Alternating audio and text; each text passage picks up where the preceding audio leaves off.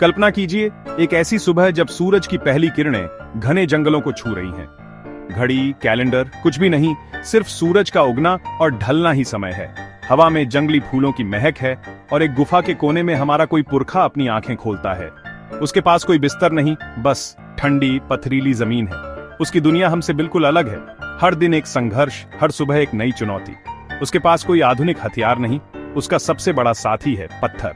यही उसका चाकू, कुल्हाड़ी और हथियार है। यही पत्थर उसकी सुरक्षा और अस्तित्व की पहचान है।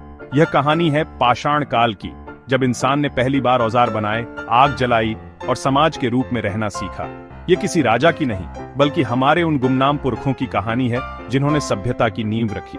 पत्थर उनके लिए सिर्फ चीज नहीं, बल्कि जीवन का आधार था। चलिए समय के गलियारे में पीछे चलते हैं, उस सुबह में जब इंसान और पत्थर का रिश्ता अटूट था।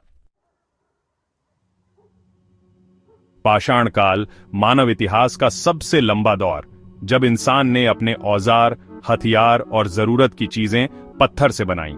ये कोई 100-200 साल नहीं, बल्कि लाखों सालों में फैली महागाथा है। इसकी शुरुआत लगभग 25 से 30 लाख साल पहले हुई, जब हमारे पूर्वजों ने पहला पत्थर का औजार बनाया। इतिहासकारों ने इसे 3 हिस्सों में बांटा: पुरा पाषाण काल, पुराना पत्थर; मध्य पाषाण काल, बीच का पत्थर; और नव पाषाण काल, नया पत्थर। पुरा पाषाण काल में इंसान शिकारी संग्रह करता था, मध्य पाषाण में उसने खुद को बदलते मौसम के हिसाब से ढाला, और नव पाषाण में खेती और पशुपालन की शुरुआत की। ये बदलाव हर जगह एक साथ नहीं हुआ। कहीं नव पाषाण पहले आया, कहीं बाद में। पाषाण काल ने इंसान को जानवर से अलग एक सोचने समझने वाला प्राणी बनाया। यही वह समय था जब भाषा, कला, समाज और तकनीक के बीच पड़े मानव सभ्यता की पहली और सबसे लंबी कहानी। अब चलते हैं पुरा पाषाण काल की दुनिया में, आज से 25 लाख साल पहले, जब धरती पर हिमयुग था और जीवन बेहद कठिन। इंसान पूरी तरह प्रकृति पर निर्भर था, शिकारी संग्रहकर्ता जो भोजन की तलाश में मीलों चलता था। गुफाएं उनके लिए महल जैसी थीं, सिर्फ ठंड और जानवरों से सुरक्षा ही नहीं, बल्कि सामूहिक जीवन का केंद्र भी। गुफाओं की दीवारों पर चित्र बनाकर उन्होंने अपनी भावनाएं और अनुभव साझा किए। यह उनकी पहली कला थी। इस युग की सबसे क्रांतिकारी खोज थी आग। शुरुआत में शायद बिजली गिरने से लगी आग को देखा, फिर उसे काबू करना सीखा। आग ने उनकी जिंदगी बदल दी। अब वे ठंड से बच सकते थे, मांस भून सकते थे और अंधेरे में रोशनी कर सकते थे। ये आग सिर्फ एक खोज नहीं, बल्कि विकास की पहली चिंगारी थी। पुरापाषाण काल में शिकार सिर्फ भोजन नहीं, बल्कि समाज और तकनीक का केंद्र था। शिकार सामूहिक होता था। समूह मिलकर योजना बनाते, जानवरों को घेरते और भाले औजारों से हमला करते। उनके औजार, हैंड एक्स, नुकीले पत्थर, भाले, आज भले साधारण लगें, पर उस समय चमत्कार थे। सही पत्थर चुनना, औजार बनाना, यह ज्ञान पीढ़ी दर पीढ़ी सिखाया जाता था।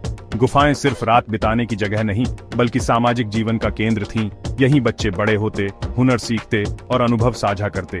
गुफाओं की चित्रकारी उनकी सोच और भावनाओं की पहली झलक थी, शायद शिकार की सफलता के लिए अनुष्ठान भी। यह दिखाता है कि इंसान सिर्फ पेट भरने के लिए नहीं, बल्कि सोचने और महसूस करने के लिए भी जी रहा था।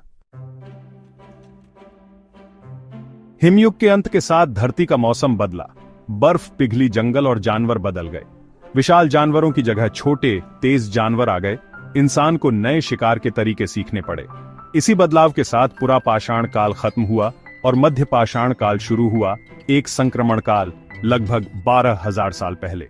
इंसान ने मछली पकड़ना, पक्षियों का शिकार और नए औजार बनाना सीखा।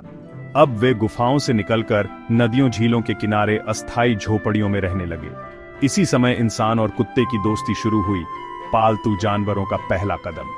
व्यापार की शुरुआती झलक भी इसी दौर में दिखी। औजार, शंख सीपियों का आदान प्रदान और बाहरी दुनिया से संपर्क। मध्य पाषाण काल की पहचान थे छोटे, परिष्कृत पत्थर के औजार, माइक्रोलिथ्स। ये छोटे औजार लकड़ी या हड्डी के डंडों में फंसाकर तीर, भाले या दरांती बनाए जाते थे, बहुत कारगर और घातक। तीर कमान का विकास इसी दौर में हुआ। शिकार अब ज्यादा सुरक्षित और सफल हो गया। इंसान ने मछली पकड़ने के लिए हार्पून, कांटे और शायद छोटी नावें भी बनाई। भोजन जुटाने के तरीके विविध हुए। जंगली अनाज, फल, मेवे और शायद पत्थर की चक्की का इस्तेमाल भी शुरू। यह सब इंसान को कृषि क्रांति की दहलीज तक ले आया। नए हुनर और औजारों ने इंसान को बदलती दुनिया के लिए तैयार किया। नवपाषाण काल यानी नया पत्थर का युग ने इंसान की जिंदगी बदल दी। यह थी खेती की शुरुआत। अब इंसान ने बीज बोकर फसल उगाना सीखा। गेहूं, जौ, चावल जैसी फसलें। जानवरों को पालतू बनाना भी इसी दौर में शुरू हुआ। भेड़, बकरी, गाय, सूअर। शिकार पर निर्भरता कम हुई। दूध, ऊन और खेतों से भोजन मिलने लगा।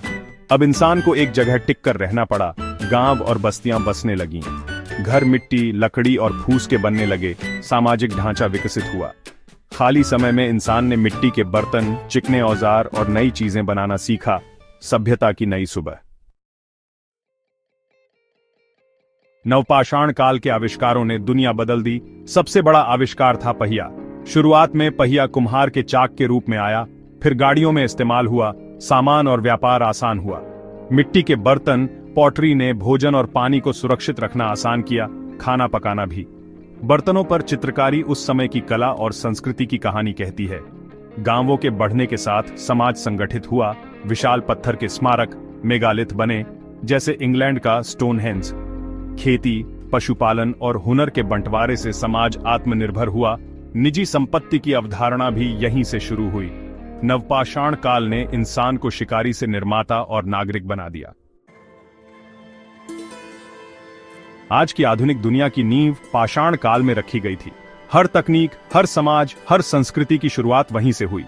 पहला पत्थर का औजार, पहली आग, पहली खेती, यही आज की तरक्की की जड़ें हैं। पाषाण काल ने हमें सोचने, बनाने और एक साथ रहने की ताकत दी।